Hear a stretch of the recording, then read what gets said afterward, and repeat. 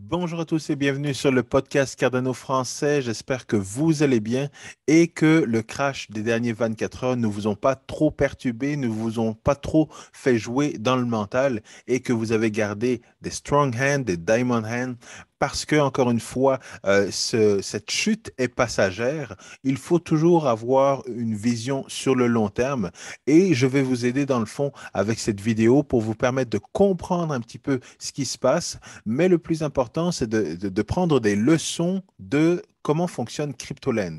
Donc, quand il y a un crash, généralement, CryptoLand va chercher une raison au niveau des médias. Donc, je vous le disais ce matin, il y a ce qui se passe en Chine qui met un petit peu de doute au niveau des investisseurs. Il y a également ce qui se passe aux États-Unis avec les différentes régulations qui vont sortir ou qui vont risquent de sortir. Et ce que je viens d'apprendre également, c'est que il y a eu une chute au niveau du stock market, pas une grosse chute. 4% sur certains marchés, mais assez pour mettre le doute dans la tête des gens et pour faire baisser, dans le fond, Bitcoin, comme on l'a vu donc hier. Et évidemment, quand le marché traditionnel baisse, ben Bitcoin baisse et les altcoins également baissent, toutes baissent en même temps, mais il faut voir que Bitcoin va être celui qui va repartir le plus rapidement et qui va justement consolider ce bull run qui va se continuer jusqu'à la fin de l'année, normalement. Mais je veux, dans le fond, une fois qu'on a pris ces nouvelles au niveau de l'actualité, par la suite, eh bien, on va analyser les graphiques pour être en mesure de compléter l'information et de valider, dans le fond, de savoir au niveau de l'orientation où est-ce que ça va. Est-ce que ça peut continuer vers le bas pendant un certain nombre de temps ou alors remonter vers le haut? Donc, il faut voir les patterns et ce qu'on va voir, et c'est ce qu'on va voir justement tout de suite. Mais ce qu'il ne faut jamais oublier, c'est que les fondamentaux sont toujours là. Bitcoin est toujours cette blockchain qui est sécuritaire, qui est limitée, qui est deflationary et donc qui est toujours limitée à 21 millions. Cardano est toujours basé sur cette analyse académique, sur ses fondamentaux, sur le fait qu'on est passé de l'académique vers l'ingénierie en passant justement par des méthodes formelles pour valider ou pour avoir des gaps moins gros dans le code et avoir une meilleure qualité du code. Et donc, ces fondamentaux sont toujours là et l'investissement que vous avez fait doit être un investissement sur le long terme et ne pas être un investissement sur le court terme parce qu'encore une fois, vous pouvez avoir un marché qui va vous perturber, qui va vous remettre en question et qui peut avoir raison de vous. Donc, sur ce, je passe à l'analyse des graphiques. C'est parti. Alors, ce qu'on peut voir au niveau de Bitcoin, c'est qu'on est en train de reproduire un pattern. Et ce pattern, c'est celui qu'on a vécu pendant un long laps de temps, pendant tout l'été, c'est l'accumulation de Wyckoff. Alors, quand on regarde, on voit justement que on est en train de, on a monté, on a eu plusieurs sommets et que par la suite, on a eu donc ce crash, cette accumulation et qu'on est en train de repartir à la hausse. Mais ce qui semble être intéressant, c'est que on est en train de reproduire exactement la même montée, la même correction et éventuellement la même accumulation.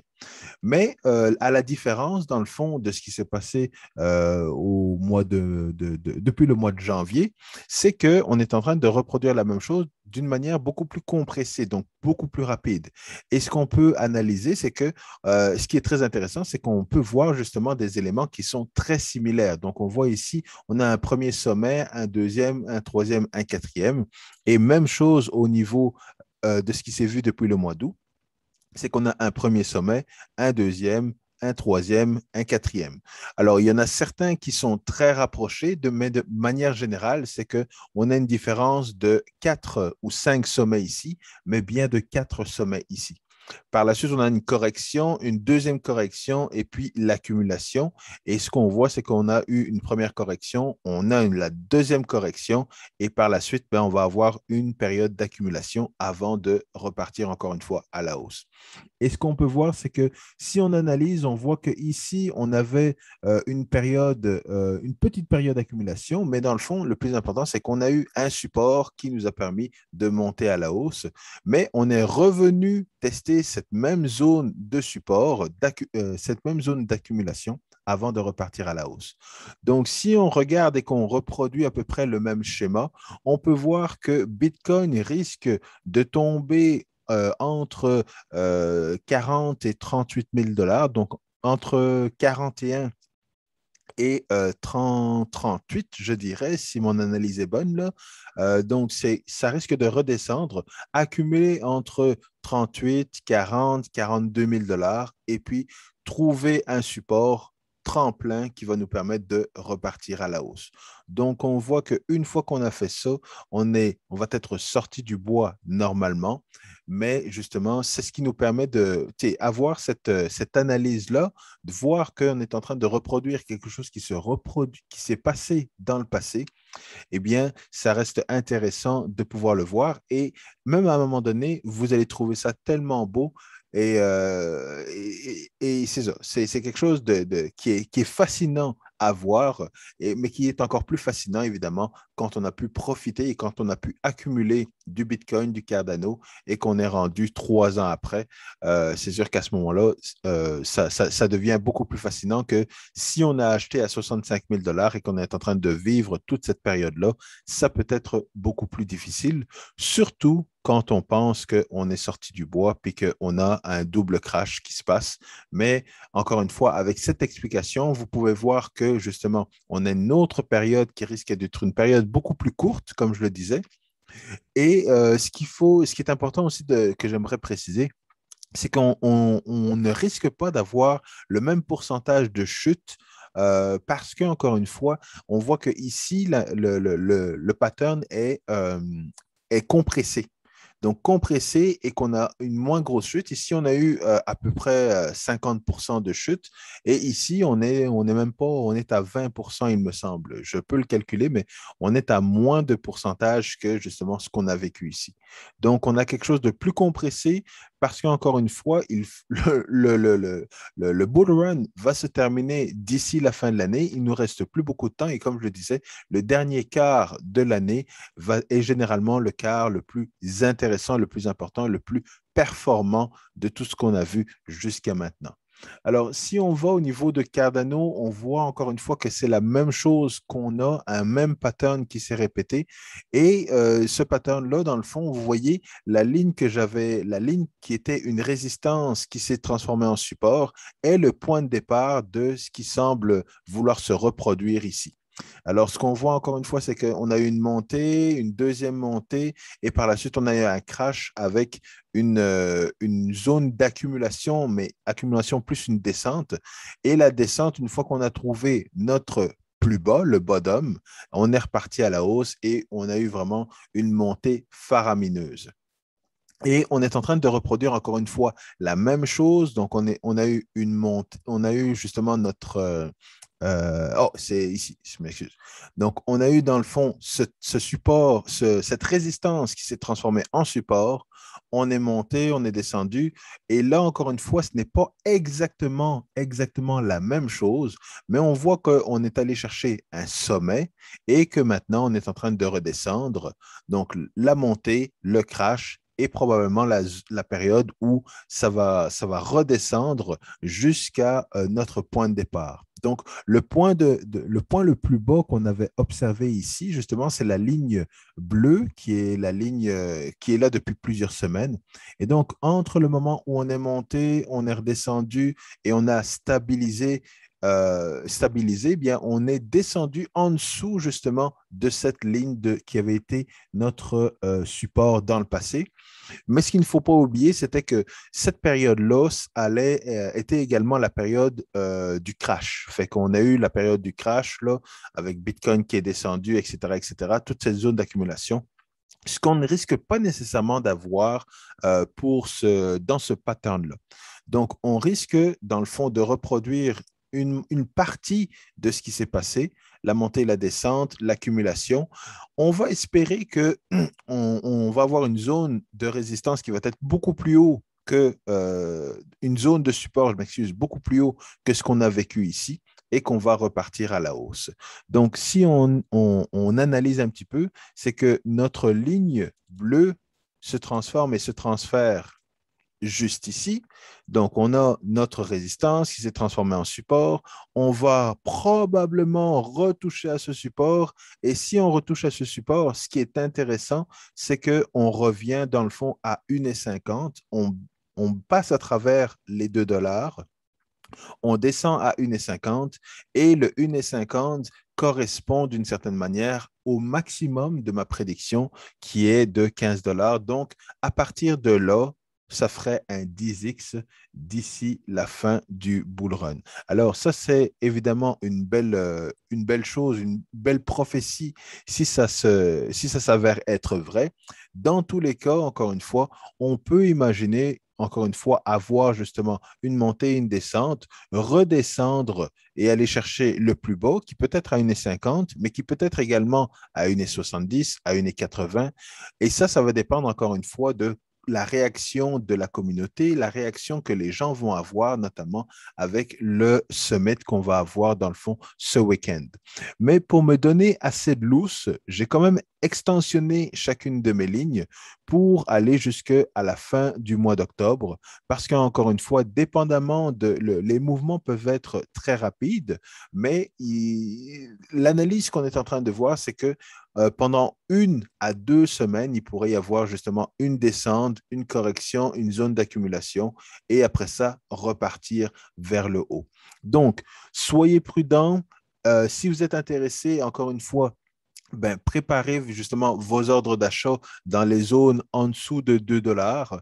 Euh, on va voir. On va voir. Là, c'est vraiment difficile d'anticiper. On voit que Cardano est en train de reprendre un peu du poil de la bête.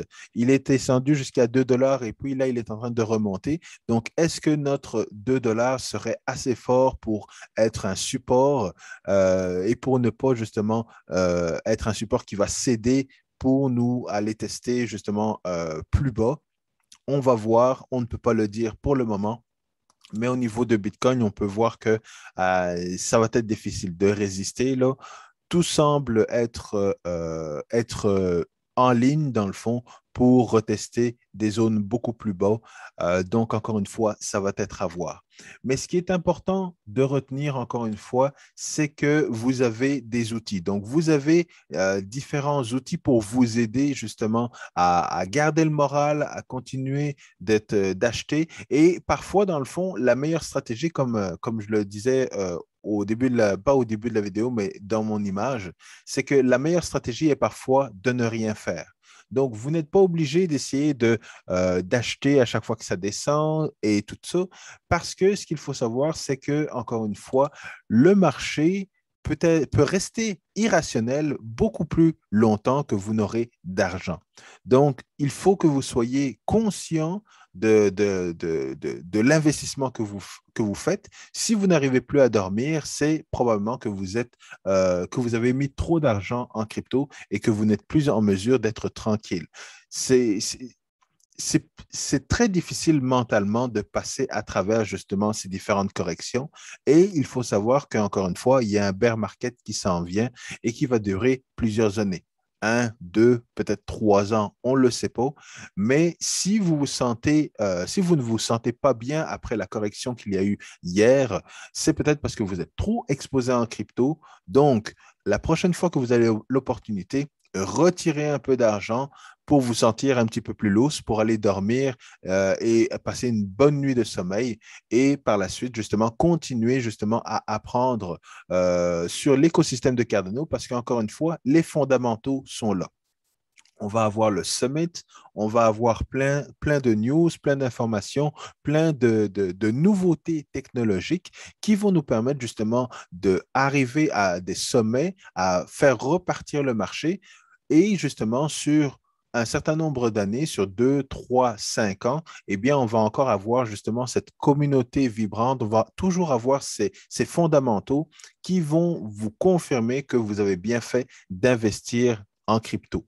Mais il ne faut jamais investir plus d'argent que vous n'êtes prêt à perdre parce qu'encore une fois, vous risquez d'avoir des problèmes et évidemment, être riche et avoir des problèmes de santé, c'est pas ça qu'on veut. Être riche et avoir des problèmes familiaux, c'est pas ça qu'on veut. On veut avoir un équilibre. Donc, dans ce genre de situation-là, ce que moi je recommande encore une fois, si vous avez de la difficulté, ne faites rien. Relaxez, continuez à en apprendre plus sur l'écosystème de Cardano et commencez à développer des stratégies justement pour récupérer un peu d'argent, pour stabiliser justement votre contexte financier, tout ça. Et ne faites rien, faites juste relaxer parce qu'encore une fois, tout ce qui descend monte. Et là, on est dans une période où justement, on doit passer à travers cette période plus difficile pour repartir à la hausse.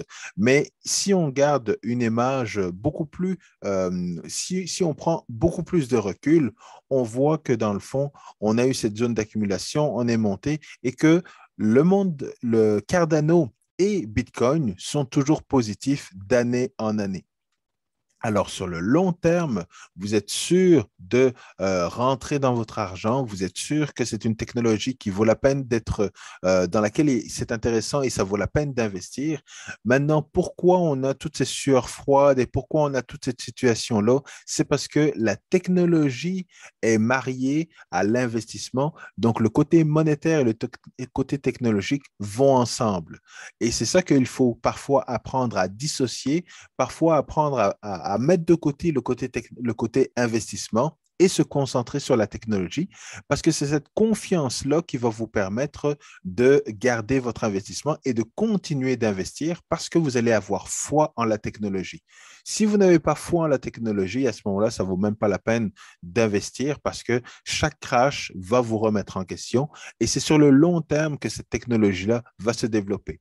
Autant Bitcoin que Cardano. Et encore une fois, avec toutes les nouvelles qu'on va avoir dans le fond, dans quelques jours, eh bien, toutes les personnes qui vont présenter, que ce soit des nations, que ce soit des personnalités politiques, que ce soit des projets pour développer justement des zones rurales en Afrique, que ce soit l'investissement et la technologie va se développer. Il y a de plus en plus d'acteurs qui vont entrer dans le marché des cryptos, qui vont entrer dans cette nouvelle industrie et qui vont développer des choses. Donc, encore une fois, si on prend du recul et qu'on investit sur le long terme, les petites, euh, les petites, les petits crashs ou les crashs plus importants qu'on peut avoir là maintenant, eh bien, vous ne devez pas vous en faire parce que vous êtes là sur le long terme. Vous devez développer de strong hands, vous devez avoir des diamond hands. Et encore une fois, je suis là pour vous.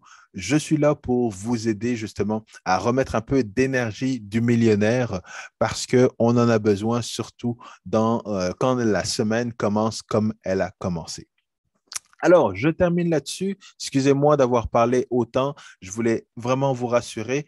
Je vous redonne rapidement, je prépare rapidement une vidéo pour vous parler justement des différents sujets qui vont être abordés lors du sommet, des différents projets qui risquent d'avoir leur place au sommet ce week-end. Donc, il va falloir être très attentif à ça.